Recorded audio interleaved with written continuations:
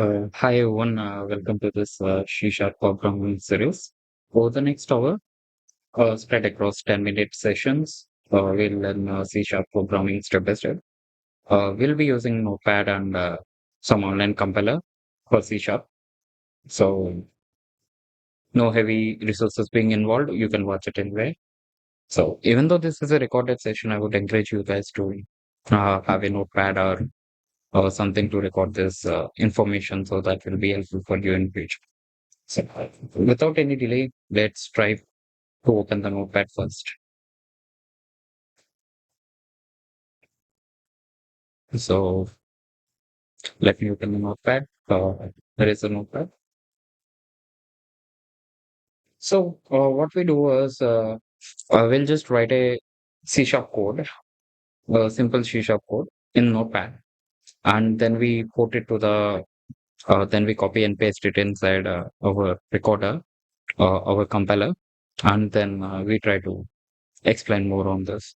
Uh, I don't include any history of C sharp and how it was created and stuff because it was already available in web.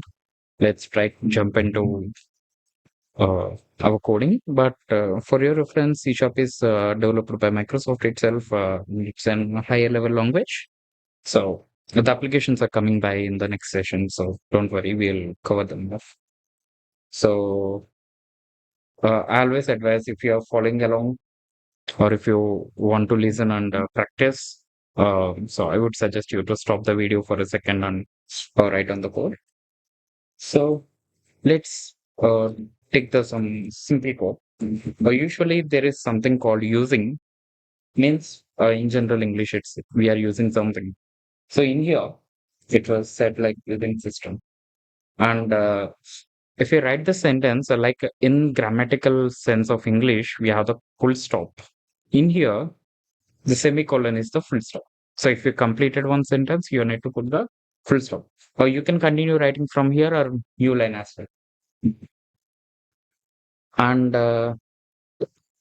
other thing is, uh, and we are using the system and for we need to use something. We are using system for writing something called class. So without that, in the modern .NET framework doesn't require any program class or these classes, it automatically takes it. We'll learn that very well now, but right now, because the output of the C sharp is coming inside our console, it's not something that comes inside a compiler or stuff. C sharp doesn't have a defined compiler, it works differently than the normal compilations.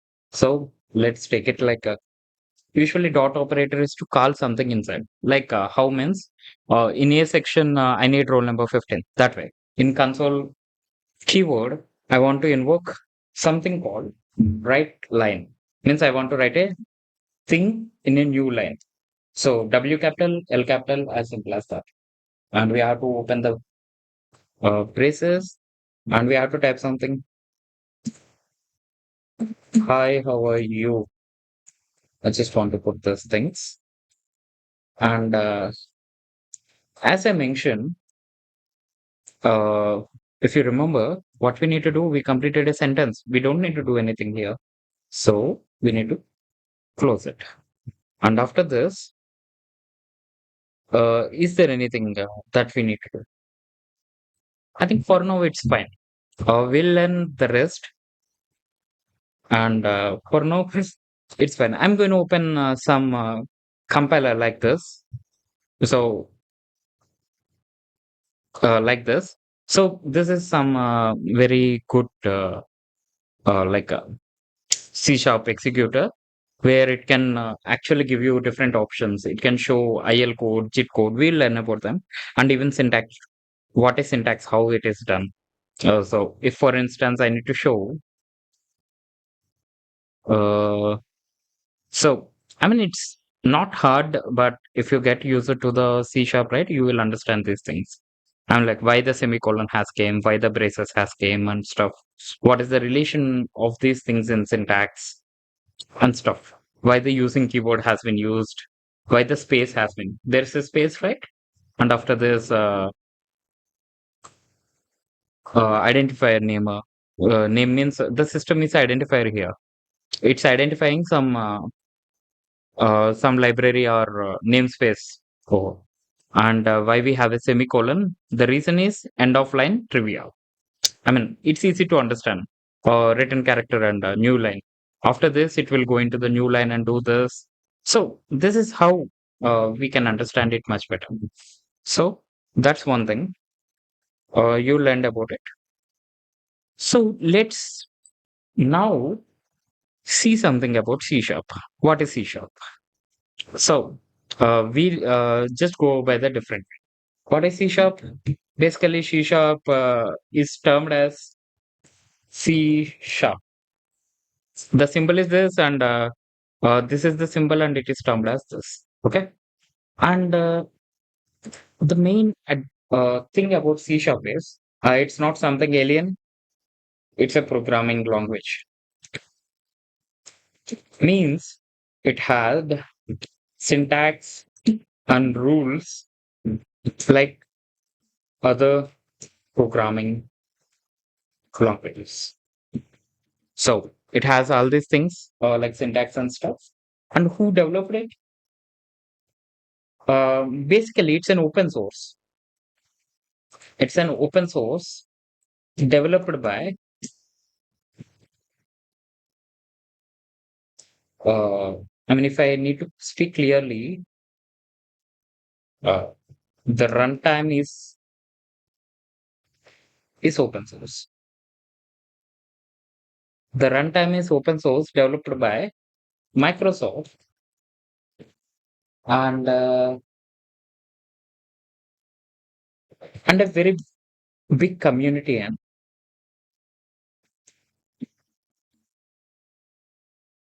in GitHub.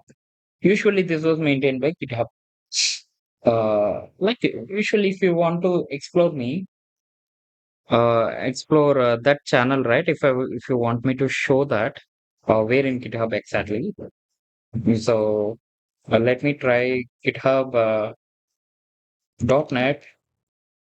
Usually, the thing is C sharp is based out on .NET framework, not .NET Core. There are many things in .NET, but it's .NET framework. So this is where this thing is maintained and stuff. This is the runtime. This is not Git C sharp explicitly. C sharp is run by .NET, like on the .NET framework. We don't explicitly use .NET only for C sharp. Okay, C sharp uses .NET. It's not meant that C sharp is .NET or .NET is C sharp. That's the wrong thing. So usually you might have heard something like a class and those are object oriented stuff. Let's have a little beginning. This because this is object oriented language. So class is like a blueprint. We'll learn about it in later sessions. Class is a blueprint, whereas blueprint, for example, bicycle. Spelling is wrong. Sorry. Bicycle. So, and in using this blueprints, we are having something called object.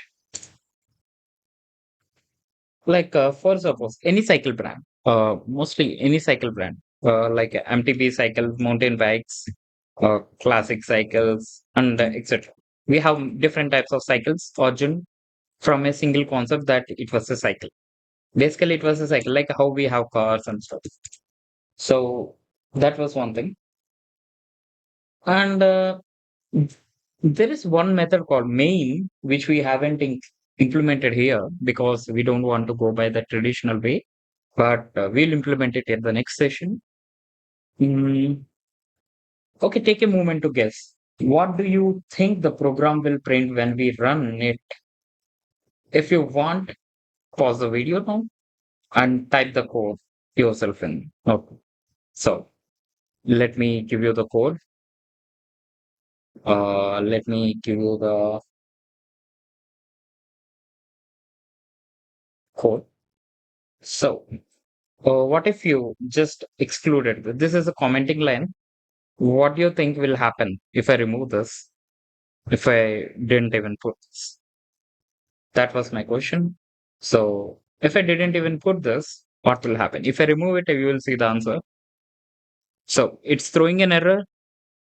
So, let's figure out in the next session. Okay, then. Till then, uh, we'll see you guys then in the next session. Okay. Thanks for coding along and always remember that programming is about hands-on experience. So keep experimenting with it. So see you soon in session two. Thank you.